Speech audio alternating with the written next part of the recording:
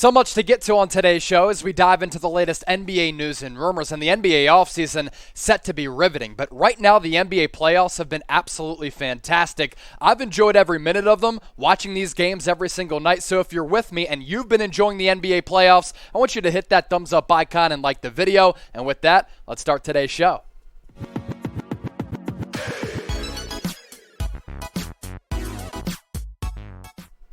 You're watching NBA Now by Chat Sports. I'm your host, Chase Senior. Hope all of you are having a fantastic week. As I said off the top, the NBA playoffs are fantastic, but there's a lot of movement that could potentially take place throughout this NBA offseason. So with that, let's take a look at the latest NBA rumors and NBA trade rumors. On today's show, we're talking about Donovan Mitchell. We're talking about the latest regarding Zach Lavine and whether or not he's going to go back to the Bulls or maybe leave elsewhere in free agency. Rudy Gobert also potentially on the trade block. Could Ben Simmons never play a game for the Brooklyn Nets, and which team is interested in him?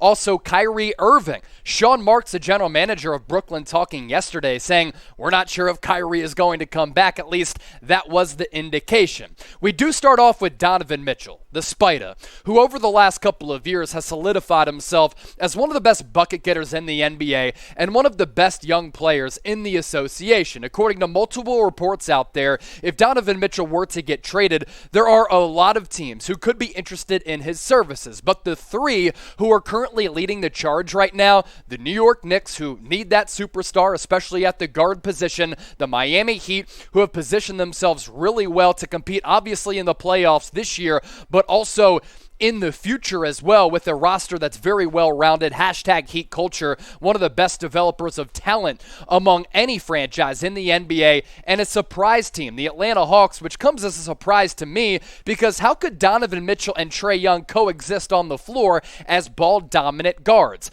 Now, I talk about Donovan Mitchell really taking a lot of steps forward in his offensive game. You've been able to see that ever since he was drafted and slept on coming out of Louisville. There's been year-by-year growth for Donovan Mitchell. 2018-19, average a shade under 24 points per game. The year after that, he's able to go up to 24 points per game. And when you look at the shooting splits, he's been able to grow his offensive arsenal. I love his fearlessness on the offensive end of the floor. When it comes to the guts of the game, late in the game, he's never afraid to take the big shot. And I love his fearlessness. And because of that, I do think that he can be a face of a franchise. I do have some concerns about Donovan Mitchell. While he can be and is one of the best young players in the league, his defense is atrocious, and it needs drastic improvement. Now, I'm a believer that Donovan Mitchell can be a superstar if he's not already. I'd say he's on the outer cusp of becoming a superstar right now. But if he wants to be considered one of the best players in the league as an all-around guy, he has to improve his defensive ability and his defensive effort. But every single year, he's gone into the lab, he's improved bit by bit, so hopefully this offseason he can improve defensively because, man, he was certainly gashed in that first-round playoff series against the Dallas Mavericks when Jalen Brunson was really dominating him on that end of the floor. So there's a lot of speculation about if the Jazz are going to blow it up or not. Will they trade D-Mitch? Could they trade Rudy Gobert? Will Donovan Mitchell get traded? I want you to let me know in the comment section right now, because here at Chat Sports, we really do value the audience interaction. T for trade it. J for you think he's going to return to the Jazz. Let me know down below.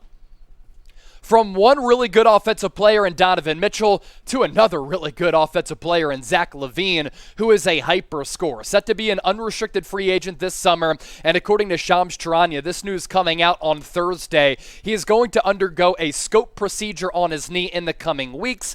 Not really expected to be a serious surgery, but of course, it's something to monitor, as Zach Lavine has suffered from knee issues and injury issues throughout his career. Back when he was with the Minnesota Timberwolves, he did undergo an ACL reconstruction. So if Zach Lavine doesn't go back to Chi-Town, back to the Windy City to once again play for a Bulls team that was really good this past year before injuries really started to affect the win-loss column for Chicago, which teams could be interested? Now, there were some internet rumors about the Lakers being invested in Zach Lavine. They don't have a lot of money to pay him on the open market. How about the Portland Trailblazers, though? This team popping up as a sneaky team who could be in on Zach Lavine's services. Now, over the last 5 years, Lavine has solidified himself as one of the best bucket getters in the league. And a lot of people have liked to rip his defense. If you go back and watch his defensive performances all throughout the Olympics, there was defensive effort there. So that showed me that he can actually be a better defensive player than what he's made out to be. We know what he can bring you offensively. Stats in Chi-Town over the last 5 years, it really says all that it needs to say, right? 24.5 points per game, and then the shooting split's very good. 47.5% from the floor and nearly 39% from beyond the arc with a lot of volume there. If he were to go to the Portland Trail Blazers, who traded away CJ McCollum to try to find a way to allow Damian Lillard to lead the Blazers deep into the playoffs once again, because really the only long run that they've made in the playoffs, coming back in 2019 when they made it to the Western Conference Finals, they got dusted by the Golden State Warriors. But how about this potential lineup? Now, I'd say Lavine is more of a wing than he is a two-guard. McCollum, more of a two-guard than he is a wing. So maybe this solves some questions here. I'm not sure how much defense this lineup could play, but offensively, be a pretty good, solid starting five, although they would miss a little bit of size at that 4 spot. But Damian Lillard, Anthony Simons, who was a breakout player last year without Dame in the lineup, and obviously after CJ McCollum got traded before Simons went down with an injury, you have Zach Lavine at that wing spot, Josh Hart, who's a very good 3-and-D player, then Nurkic in there holding it down at that center spot. Looking at that starting five and comparing that to what Lavine had in Chicago, what do you think is the better fit long-term for Zach Lavine? Let me know once again and sound off in the comment section. Give me a CHI for the Bulls or a POR for the Portland Trail Blazers. We're only getting started on NBA Now. I am your host, Chase Sr. Appreciate all of you for making today's show part of your day. Stay tuned, buckle in, because still to come, latest on Rudy Gobert, Ben Simmons, as well as Kyrie Irving. Yeah, I told you, we're only just getting started. Also here at Chat Sports, we're continuing to grow and push out excellent content. And our NBA content going to start to get ramped up here following the NFL draft, in which almost 1 million people joined us through every single round throughout every single day. Tuesday night is the NBA Draft Lottery. Myself, Harrison Graham, going to be live starting around 7:30 p.m. Eastern, 4:30 p.m. Pacific. After the NBA Draft Lottery is determined, we're going to be pushing out a post-lottery mock draft and taking all of your questions, taking a look at some of the top NBA draft prospects. Make sure you subscribe and join us, youtube.com/chatsportstv, or even easier for you, just hit that red subscribe button down below. You can also watch NBA Now and a lot of our Chat Sports channels on Rumble. We appreciate YouTube for everything that we do, but we want to continue to cater to the services and the platforms that you as the viewers use. And on Rumble, a lot of people have been big fans of our NBA content. Golden State Warriors today approaching 2,000 followers. NBA Now is as well, and the Lakers Report there at more than 1,500 subscribers. If you want to stay in the know with all things NBA related all year round, of course, you can keep it locked right here on YouTube or on Rumble as well. Just go to rumble.com/NBA Now and hit that green follow button, the same color as that L3 down below. We pivot now to Rudy Gobert. Could he be on the move? This has really been in the works, and at least the conversations have been happening over the last couple of years. And really, it started after Gobert started coronavirus. I'm kidding. Don't actually aggregate that. It was just a joke. But honestly, at that time, there was so much conversation about Rudy Gobert and Donovan Mitchell not getting along. And because of that COVID situation, which actually was real when Gobert touched the microphones and stuff, a lot of rumors about Donovan Mitchell not being happy with Gobert. And since then, their on-court partnership has certainly been up and down. Now, the Utah Jazz have won a lot of ball games over the years with Gobert as well as D-Mitch, but could that partnership be coming to an end? According to reports out there, Gobert wants the Jazz to either keep him or Donovan Mitchell, and a team that's monitoring the Gobert market right now, the Toronto Raptors, which I think is actually pretty fascinating. Now, with what Gobert has been able to do really throughout his entire NBA career, we're talking about Defensive Player of the Year, multiple All-Star appearances. He's very good on both ends of the floor. Doesn't shoot, which is obviously ideal for a lot of bigs in today's NBA, but this guy's a rim protector. He's an elite shot blocker, one of the best defensive players of all time. 15.5 points per game, nearly 15 rebounds, 2 blocks. He's always going to at least alter shots at the rim and force turnovers with his wingspan, shooting around 71% from the floor as a lob threat and a guy who can dash to the cup off pick and rolls. Gobert is really, really good. And if you think about the Raptors being interested in Gobert, I think when you look back at that first-round playoff series, the Raptors gave the 76ers a lot of trouble and a lot of problems with their athleticism as well as their length. But Joel Embiid was able to dominate in moments of that series because the Raptors really didn't have that bona fide five. Now, I think Precious Achiuwa can become a good player over time. I was actually really impressed with what he was able to do in the first round, shooting the basketball, blowing by Joel Embiid on the offensive end of the floor. But I think at times they missed that classic center like they had during that championship run with Marc Gasol, like they had before him with Jonas Valanciunas. If you put Gobert on that team that's already long and athletic, makes that team very, very good defensively, and I think they could be one of the best defensive teams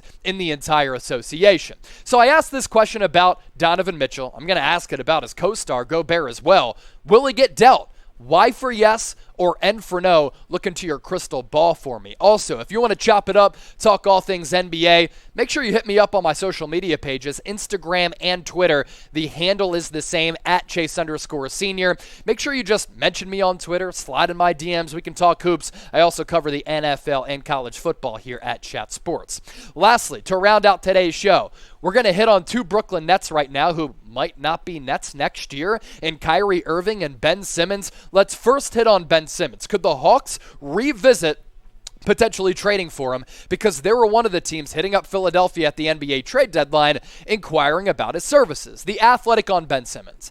I'd also keep an eye on Simmons too for Atlanta. Several people inside the Hawks organization wanted Simmons at the trade deadline. The price might not be as high to land him now, especially if Brooklyn decides to move on before he plays one game for the Brooklyn Nets, because his trade value right now is a little bit damaged. There's the flakiness aspect. There's the fact that Ben Simmons has never really worked on his offensive game to become a better player than what he already is. He's already one of the best defensive players in the league. So on that end of the floor, he certainly has value, has special size, really special vision and ability. He's just never really worked on his game like a Giannis or a Jaylen Brown, and because of that, his development is flatlined. And how much does this guy care about basketball? Now, if you put him on the Atlanta Hawks, maybe you trade away John Collins. I'm not really sure what the on-court fit would be there.